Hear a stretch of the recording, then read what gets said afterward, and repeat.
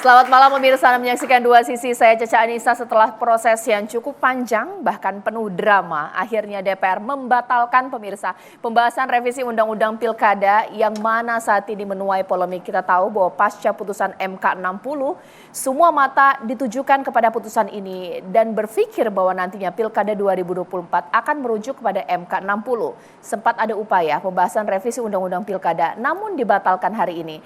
Dengan judul Rapat Paripurna Batal, DPR pun ikut putusan MK. Kita mulai Dua Sisi bersama saya, Caca Anissa.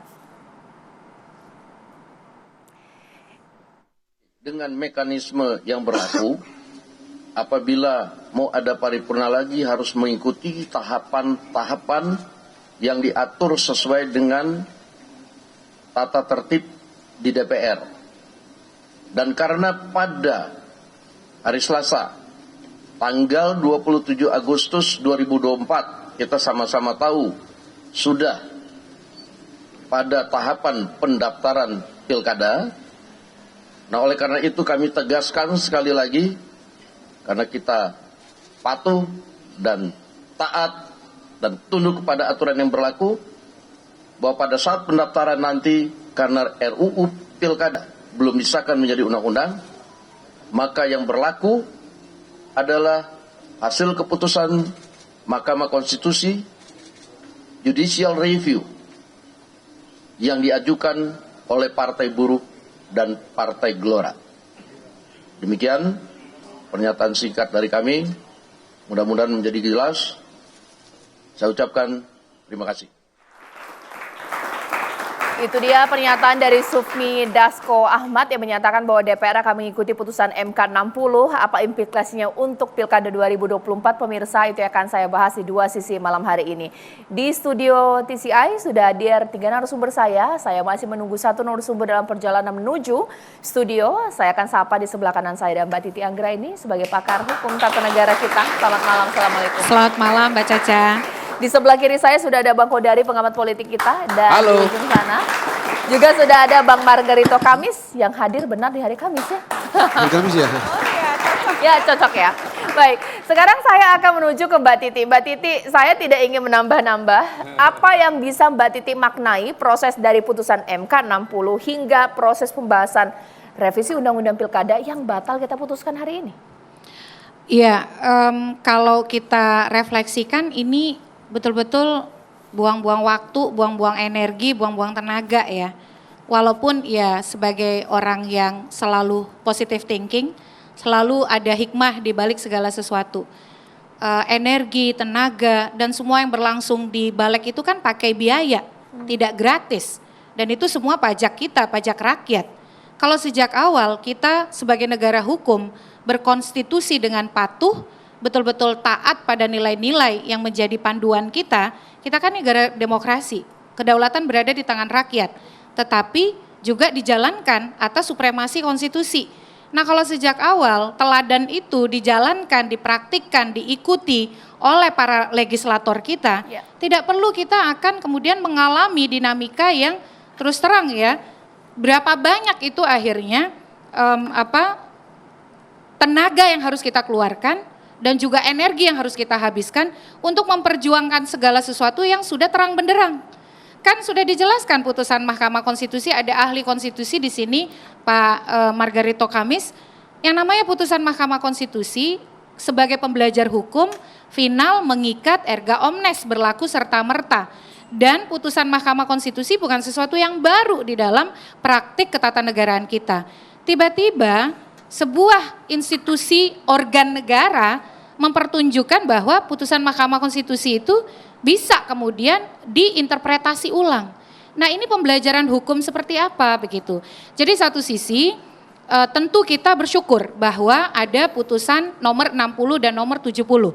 Bagi kami sebagai orang yang menekuni isu demokrasi, sebagai warga negara, sebagai pemilih yang akan nanti memilih gubernur di Provinsi Banten, wali kota di Kota Tangerang Selatan bersama Mbak Caca, tentu berharap pilihan-pilihan politik itu adalah pilihan yang terbaik, menawarkan keragaman politik, bukan orang-orang yang kok mentoknya itu-itu saja padahal kita punya kader-kader partai yang kita tahu bisa diusung oleh partai.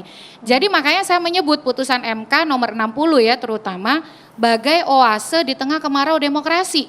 Bagai angin segar, bagai air yang menyuburkan praktik demokrasi kita.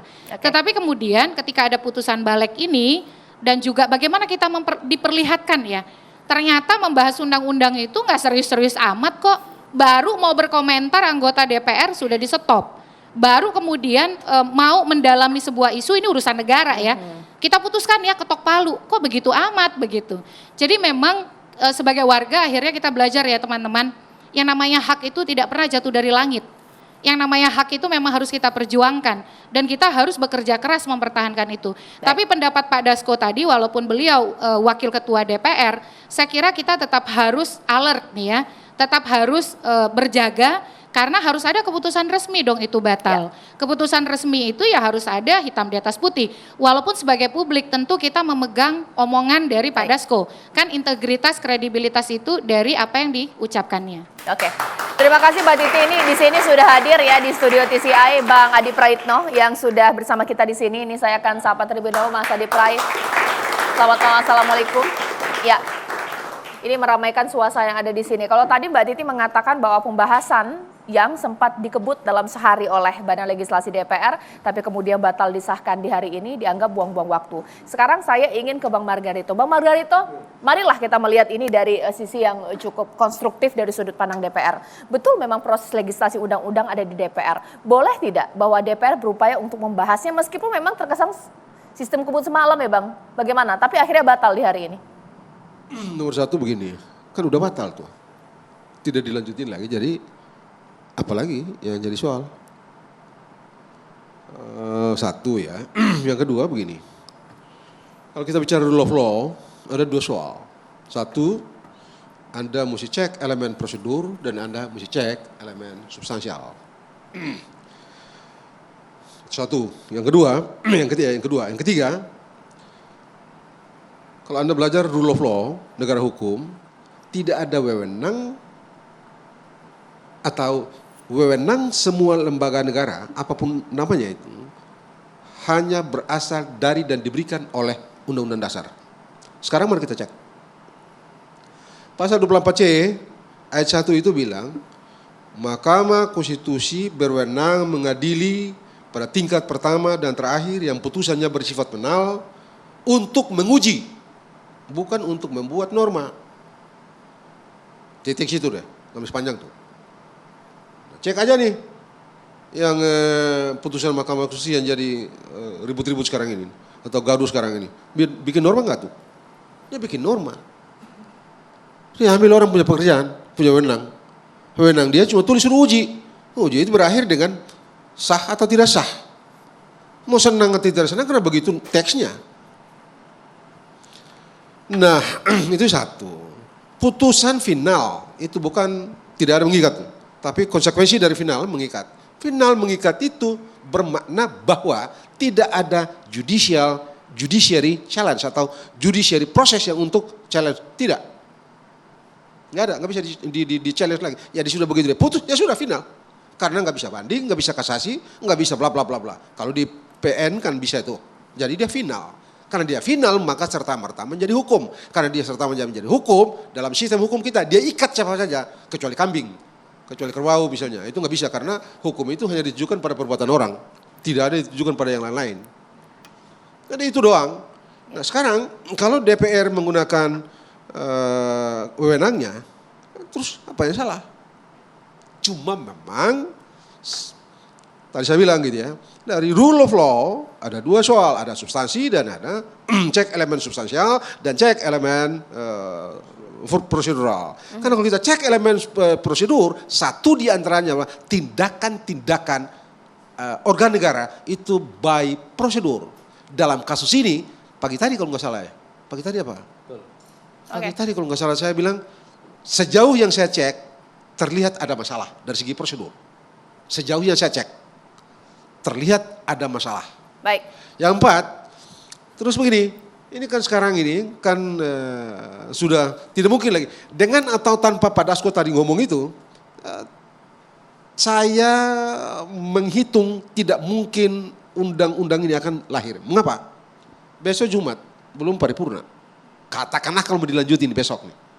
Tidak mungkin paripurna di hari Senin, terus hari Selasa jadi undang-undang. Itu nggak mungkin. Jadi ya udahlah. Konsekuensinya yang pakai sebagai dasar adalah putusan Mahkamah Konstitusi itu. Yang saya berpendapat gitu ya, sekali lagi sebentar ya. Dengan atau tanpa PKPU, putusan itu berlaku dasar karena tidak diubah maka dia berlaku dengan atau tanpa PKPU dapat beralasan secara hukum digunakan sebagai rujukan untuk tindakan-tindakan hukum berikut dalam kaitan dengan pilkada itu. Kurang lebih begitu. Baik, sudah cukup jelas ya dari dua pakar hukum tata negara kita bahwa Pilkada 2024 akan merujuk kepada putusan MK 60, itu artinya bahwa banyak partai, banyak calon nanti akan bisa masuk kontestasi politik di Pilkada 2024. Implikasi politiknya seperti apa? Dua Sisi kembali sesaat lagi.